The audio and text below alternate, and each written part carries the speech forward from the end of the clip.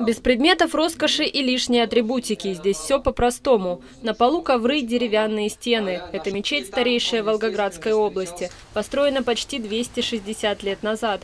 Пережив несколько войн и политических репрессий, за все время ни разу не закрывалась. Не переставала работать и во время ремонта. Там холодный коридор был, вот сделали большой коридор, комнаты для омовения сделали, капитальный ремонт сделали. Мечеть начала в одно время наклоняться, уже падать, потому что основания не было, фундамента как такового. Вот все это разбирали, поднимали домкратами, фундамент сделали. В общем, постоянно обновляется.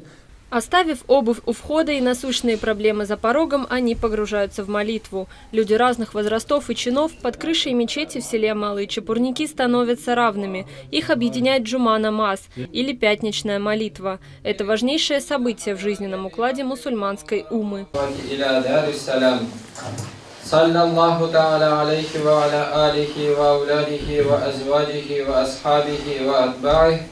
Молитва 5 раз в день. Чтобы оповестить верующих, не обязательно подниматься на минарет. Пользуются техническими средствами для усиления голоса. Сени, вестибюль и михраб – алтарная часть. Основное пространство отстроили практически заново. Теперь духовный дом мусульман вмещает до 150 человек. В просторном помещении и молитва звучит иначе. Была большая честь помолиться в этой мечети. Там действительно прекрасная, добрая атмосфера, прекрасная энергетика.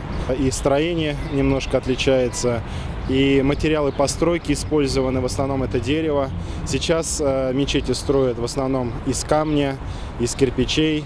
Раньше в селе было 2 мечети. Одну разобрали при советской власти. Это же стоит недвижимо, как и те, кто остался в селе защищать родину. В годы войны немцы оккупировали мусульманский храм в надежде укрыться от снарядов. Не получилось. 3 дня, что ли, пожили там этот. Так, откуда ни возьмись, такой появилась туча небольшая, и 3 их убила молнией. А потом они все вышли, выбежали, и все, больше не стали. Вот кругом дома разрушенные были, прямое попадание было, а вот мечеть так и осталась, может.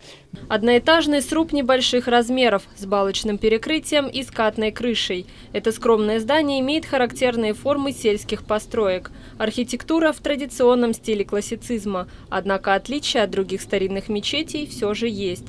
Это необычный минарет. Эта мечеть пережила 2 войны, однако не устояла перед стихией. Примерно 70 лет назад сильнейший ураган снес минарет прямо на дорогу. Его восстановили, но с тех пор он стал значительно ниже.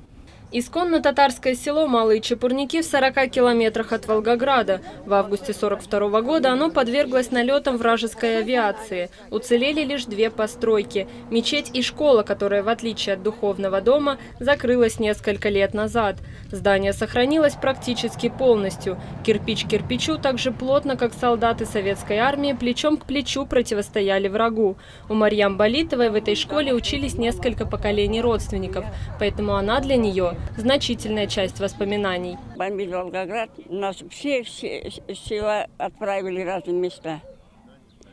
А когда вернулись, осталось примерно 10 разрушенных домов. И вот все целиком, нигде ничего, даже царапины нет, мечеть и школа осталась. Здесь шли бои невиданной жестокости и в воздухе, и на суше. Война беспощадно прошлась своими гусеницами по судьбам жителей и сократила население Малых Чепурников почти в 4 раза. Теперь в селе проживает 800 человек. Многие часто приходят на братскую могилу, где захоронены более 1000 советских воинов, чтобы помолиться и почтить память тех, кого уже не вернуть. Инесса Козьмина, Антон Поляков, Игорь Переплетов. Пушкинское телевидение из Волгограда.